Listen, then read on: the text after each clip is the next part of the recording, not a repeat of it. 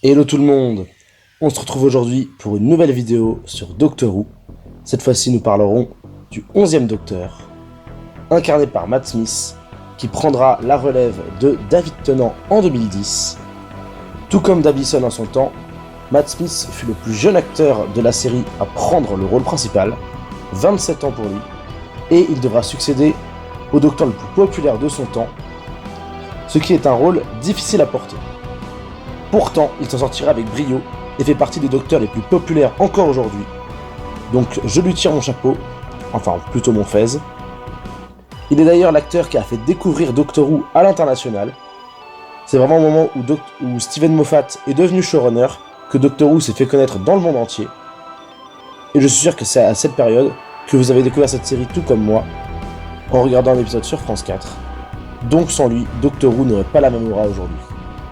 A la base, Matt Smith se destinait plus à une carrière de footballeur, qui fut avortée à cause d'une blessure. Son premier rôle à l'écran était dans The Ruby in the Smoke, où il jouait aux côtés de Billy Piper, et depuis Doctor Who, il a joué dans de nombreuses séries, entre autres The Crown et House of Dragon, et on le retrouve au cinéma, comme par exemple son rôle dans Morbius. Il y joue un docteur enfantin, excentrique, très remuant, avec beaucoup de mimiques, et un air complètement décalé. Il arrive à avoir l'air jeune et vieux à la fois, comme un vieil homme dans un corps trop jeune, ce qui est parfait pour incarner tous les paradoxes du personnage. Le Docteur est ici très axé sur les rêves et le merveilleux. Il incarne une sorte d'ami imaginaire, tout droit sorti d'un conte, le conte de l'homme fou dans sa boîte bleue, ce qui lui donne une aura presque légendaire. C'est un Docteur qui aime ce qui est cool selon lui, comme le nez papillon, les lunettes, ou les chapeaux en général, mais surtout les fez. Il est plutôt sportif et bon au foot, qui est sûrement un parallèle avec ses rêves d'enfance. Il utilise de nombreuses expressions, comme ses Yosa ou son cri Geronimo. C'est une vraie pile électrique qui bouge dans tous les sens, et ses compagnons ont intérêt de pouvoir le suivre. Pour moi, il était fait pour ce rôle, et il incarne complètement le côté extraterrestre du personnage. Notamment lors de son premier épisode, où il goûte toutes sortes de plats, pour finalement trouver un qui lui plaît, le bâtonnet de poisson à la crème anglaise. Et c'est ce côté bizarre et décalé qui font tout le cœur du personnage. Son costume et son air débraillé sont d'ailleurs inspirés de Patrick Troughton, le second Docteur. Il portera plusieurs costumes durant ces saisons, mais généralement, il est vêtu d'une chemise avec le papillon, des bretelles, ainsi qu'une veste en tweed, qu'il troquera par la suite en saison 6 pour une veste plus longue de couleur verte, et en saison 7 pour un ensemble plutôt violet, mais toujours dans le même style. Il abordera de temps à autre une paire de lunettes, toujours pour se donner un petit air intelligent, et sera toujours accompagné de son tournevis sonique, qui arbore ici un nouveau design. Le 11e Docteur est ici un grand enfant, qui bouge sans cesse, très tactile, et qui prend tous les risques, se riant du danger, pour se jeter dans une aventure, car en fait il ne supporte pas les situations stables et ennuyeuses. Ça lui permet en fait de fuir la réalité. En effet, il dit lui-même qu'il n'aime pas les adieux, et le fait de se jeter corps perdu dans une nouvelle aventure lui permet en fait d'oublier ses problèmes. Il est assez secret et rusé, et il n'hésite pas à mentir même à ses amis pour échafauder ses plans. Pour passer aux compagnons de notre 11e Docteur, je ne peux pas passer à côté de sa compagne emblématique, Amy Pond. C'est une jeune fille écossaise que le Docteur rencontre lorsqu'elle était petite, ayant craché son TARDIS dans son jardin. Le Docteur lui promet de revenir 5 minutes plus tard dans son TARDIS, mais se trompe et revient 12 ans après, lorsque la jeune fille est devenue une adulte. C'est une jeune écossaise au caractère bien trempé, qui a du répondant et qui ne compte pas se laisser faire par le Docteur et par les mecs en général. Elle considère le Docteur comme son ami imaginaire, et sera pendant une grande partie de sa vie obsédée par ce dernier. Ils ont une relation très fusionnelle, aux grandes dames de son fiancé Rory, qui lui est tout l'opposé de Amy, à savoir réservé, timide et maladroit. Il verra au départ le Docteur d'un mauvais œil, ayant peur de se faire remplacer par lui comme il le faisait il n'y a pas si longtemps avec Mickey. Mais le Docteur a appris de ses erreurs. Même s'il aime bien se moquer de Rory, il a conscience que c'est lui le mari d'Amy et ne souhaite pas s'interposer entre deux. Malgré son côté timide, Rory n'hésite pas à montrer qu'il est déterminé à tout faire pour protéger sa femme, comme lorsqu'il l'attend pendant des siècles à côté de la Pandorica où elle est enfermée, rien que pour veiller sur elle. Rory, c'est vraiment le giga chat de la série. Si au départ Amy avait un peu le cul entre deux chaises entre sa vie avec Rory et ses aventures avec le Docteur, Ils formeront tous les trois un solide trio, vivant presque comme une famille recomposée. C'est d'ailleurs un petit lapsus révélateur pour aborder le personnage de River Song, qui était déjà apparu dans un épisode du 10e Docteur, qui est une femme mystérieuse qui croise le Docteur un peu dans le désordre par rapport à sa ligne temporelle, étant donné qu'elle voyage également dans le temps. En effet, elle connaît l'avenir du Docteur et a été en prison pour justement l'avoir tué dans le futur, étant manipulée par l'Organisation du Silence. C'est une femme badass et mystérieuse, qui en sait un peu trop sur la vie de notre personnage préféré, et évite donc de le spoiler. On apprendra au cours de la saison 6 qu'elle est en fait Melody Pound, la fille de Amy et Rory qui a été enlevée à la naissance pour tuer le Docteur. Étant donné qu'elle a été conçue dans le TARDIS, elle possède des gènes de Seigneur du Temps qui lui permettent de se régénérer. Après avoir tué le Docteur, elle finira par trahir l'organisation et remonter le temps pour l'aider. Elle finira d'ailleurs par épouser le Docteur, ce qui fera de ce dernier le gendre de Amy et Rory. Comme quand je vous disais que c'était une famille, c'était pas à prendre au premier degré. River est un peu une semi-compagne car elle n'est jamais vraiment totalement dans le TARDIS, elle vient de temps en temps. Le Docteur reste plus avec Amy et Rory, qui finiront d'ailleurs par quitter le Docteur au cours de la saison 7. En effet, Rory sera accidentellement touché par un ange pleureur qui l'enverra dans le passé. Amy décidera alors de se laisser toucher volontairement par l'ange pour ne pas laisser son mari seul, faisant des adieux déchirants au Docteur, si seulement ce dernier possédait une machine à voyager dans le temps pour aller les chercher. Malheureusement, on dirait qu'il n'y a pas pensé, car les scénaristes nous ont sorti le coup du paradoxe temporel qui empêcherait cela. Je pense que beaucoup de spectateurs, comme moi, n'ont pas vraiment été convaincus par ces explications, mais bon, c'est ça qui signe le départ de notre duo de choc, qui seront remplacés par Clara Oswald, jouée par Jenna Coleman, que j'ai eu le plaisir de rencontrer. Clara, qui est une jeune fille très mystérieuse, surnommée la fille impossible, car elle apparaît à plusieurs reprises dans la vie du Docteur, sans jamais se souvenir de l'avoir rencontré avant. Elle a en réalité sauté dans la ligne temporelle du Docteur pour pouvoir le sauver, apparaissant un peu partout et rencontrant toutes ses incarnations passées. Le Docteur réussira à la sortir de là et à tout rétablir comme d'habitude, et deviendra alors sa nouvelle compagne. C'est une fille téméraire, très courageuse, et qui n'hésite pas à prendre les devants, parfois même jusqu'à remplacer le Docteur. C'est pour moi une compagne parfaite pour ce dernier, qui est à la fois une simple humaine auquel le spectateur peut s'assimiler, mais également une personne très débrouillarde qui peut totalement remplacer le Docteur si celui-ci ne peut pas tout faire. Mais nous développerons plus son personnage dans l'épisode consacré au 12e Docteur. Pour parler vite fait de quelques semi-compagnons, nous pouvons mentionner Craig Owens, que le Docteur rencontre à 2 reprises, qui lors d'un épisode s'est retrouvé être le colocataire du Docteur, et qui a dû supporter ses bons et ses mauvais côtés. Mais c'est en le côtoyant que Craig trouvera du courage, et osera avouer ses sentiments à la fille qu'il aime. Pas un personnage très important, mais bon, il apparaît 2 fois, donc autant le mentionner.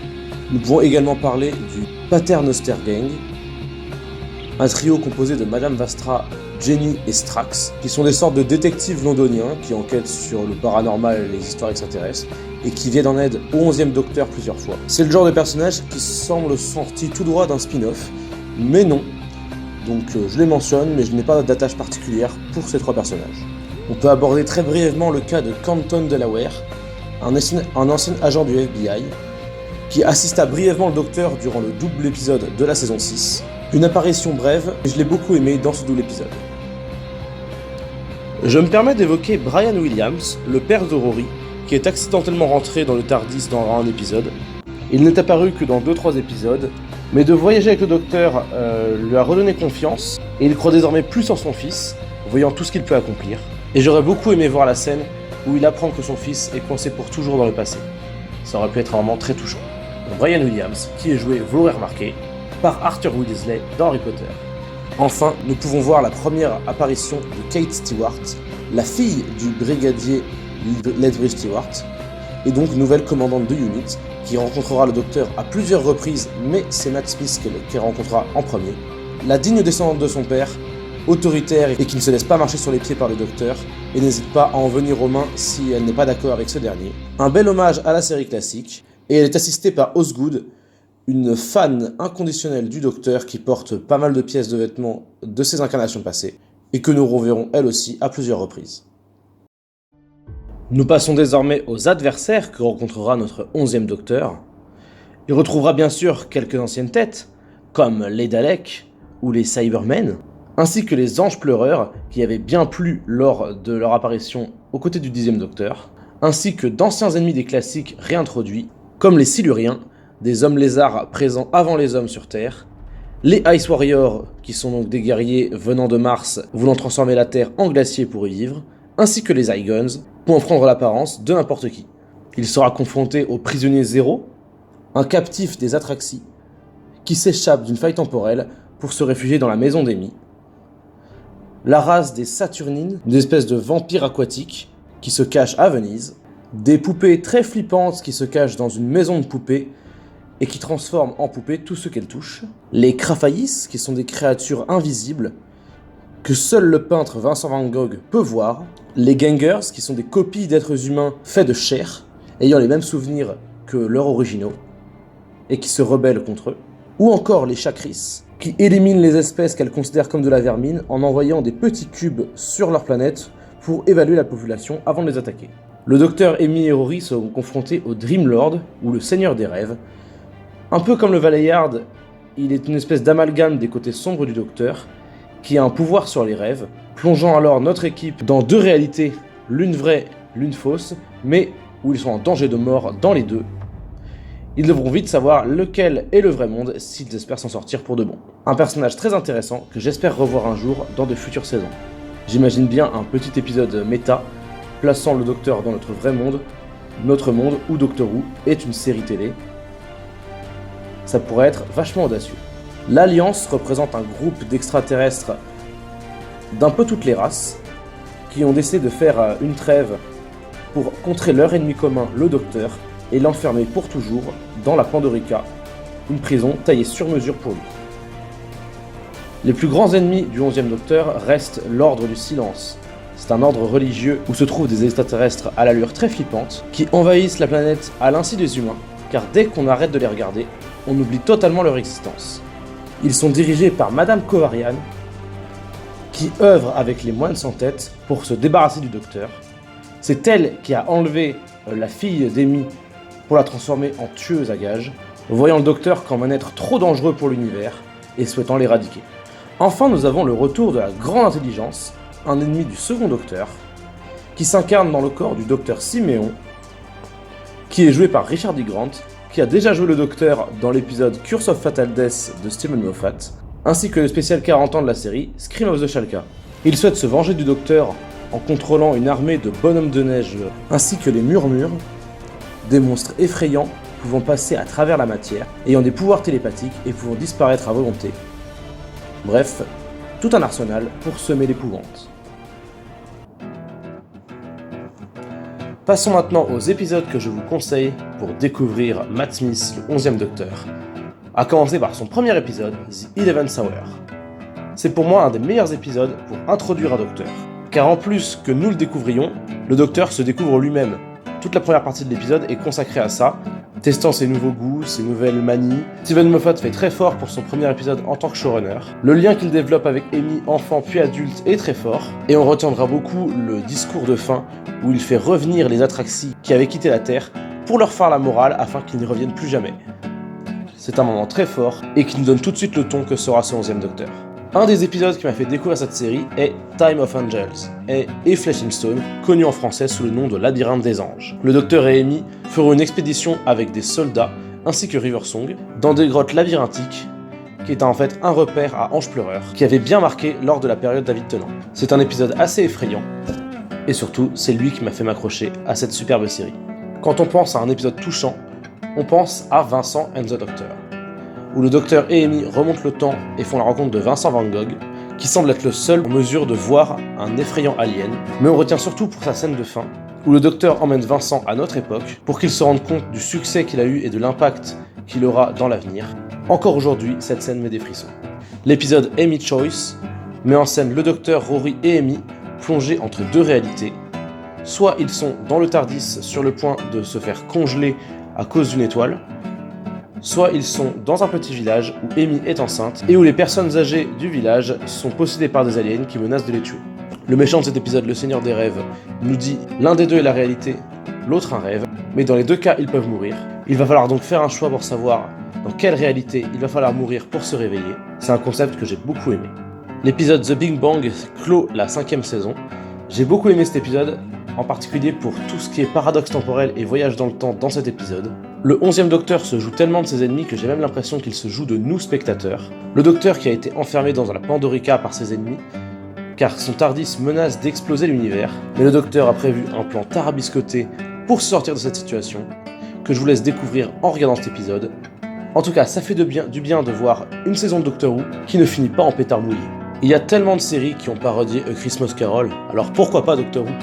Le Docteur s'immisce dans le conte de Noël le plus connu du monde, devant raisonner un vieillard têtu qui déteste Noël, en voyageant dans son passé pour devenir l'esprit des Noëls passés.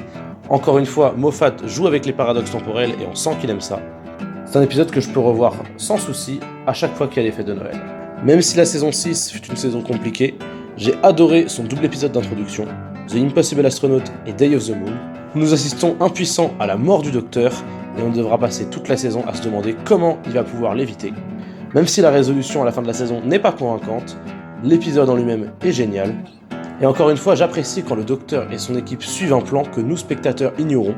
L'introduction des Cylons est effrayante et intéressante, et le mystère qui englobe cet impossible astronaute donne envie d'en savoir plus.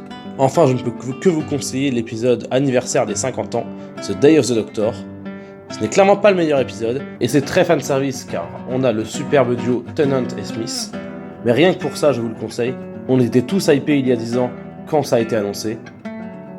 Et puis bon, du fanservice pour un épisode anniversaire, en vrai, c'est un petit peu tout ce qu'on demande. Pour clôturer cette vidéo, nous allons aborder la fin du 11e Docteur. Et ayant répondu à un appel des Seigneurs du Temps sur la planète Trenzalore, le Docteur va alors défendre une faille pendant des années, qui pourrait alors libérer les Seigneurs du Temps, mais alors recommencerait la Grande Guerre du Temps. Durant plus de 800 ans, il empêchera les aliens de venir s'en emparer, devenant un vieil homme qui va bientôt s'éteindre, car en effet, il est arrivé au bout de son cycle de régénération, le 11e Docteur étant en réalité son 13e corps, si l'on compte le War Doctor, et le 2e David Tennant. Après des siècles de siège, se préparant à mourir, Clara implore les Seigneurs du Temps à travers la faille de sauver le Docteur. Ces derniers, sans doute reconnaissants de les avoir sauvés en les plaçant dans cet univers de poche, accordent au Docteur un nouveau cycle de régénération. Il se régénère alors d'une façon explosive, détruisant les vaisseaux Daleks qui arrivent, et retrouvant alors l'aspect jeune qu'il avait auparavant. C'est lors d'un dernier discours à Clara, plein de nostalgie et qui lui dit d'aller de l'avant, qu'il se régénère d'un coup, prenant les traits de Peter Capaldi, et oubliant en même temps comment piloter le TARDIS. Mais nous suivrons ses aventures dans une prochaine vidéo. Nous nous arrêtons pour aujourd'hui, en espérant que cette vidéo vous ait plu. Quant à moi, je vous dis à la prochaine, pour de nouvelles aventures. Arrivederci!